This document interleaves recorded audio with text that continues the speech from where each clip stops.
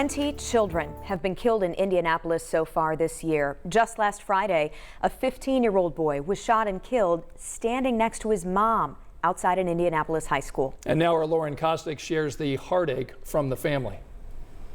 At least give him life without the possibility of parole. Powerful and emotional words as the family of 15-year-old Devin Gilbert III calls for accountability. We gotta fight this devil because he's walking around here for real. In our children. In our children.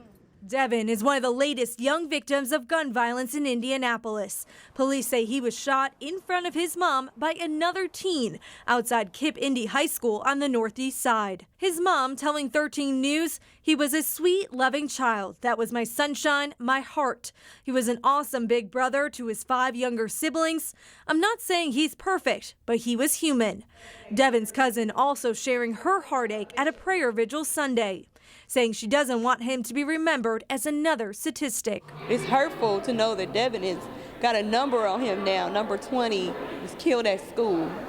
These are all things that teenagers should be able to do. As the community prays for an end to this senseless violence, police continue to investigate what led to the gunfire. On Friday, making a quick arrest. IMPD homicide detectives have arrested a 15-year-old for his alleged role in this incident. But there are still a lot of questions surrounding this case, including why Devin was targeted. Investigators did confirm there was a disturbance that happened in the school prior to the shooting, but it's not clear if it's connected. The 15-year-old suspect is due in court sometime this week after the Marion County Prosecutor's Office decides formal charges.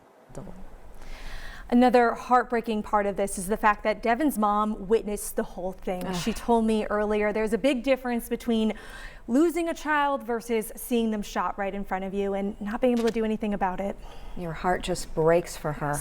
Oh my goodness. All right, Lauren, thanks for that report tonight. When students at KIPP school got to school this morning, a team of crisis counselors were there talking to the kids about Friday's shooting.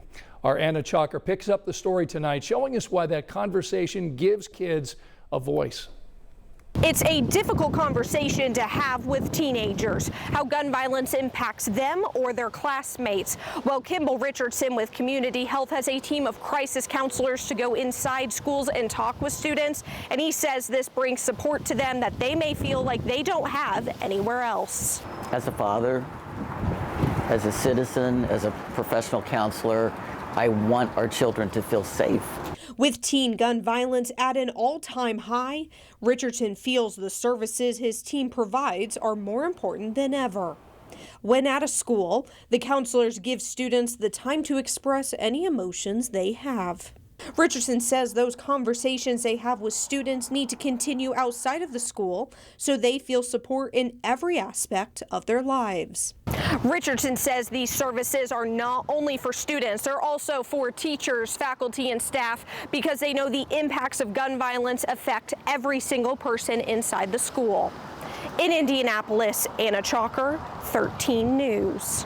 And tonight we're also hearing from the family of that 15-year-old girl whose body was discovered last Wednesday. Our Karen Campbell reports from the Marion County Courthouse, where the man charged with her murder appeared in court today.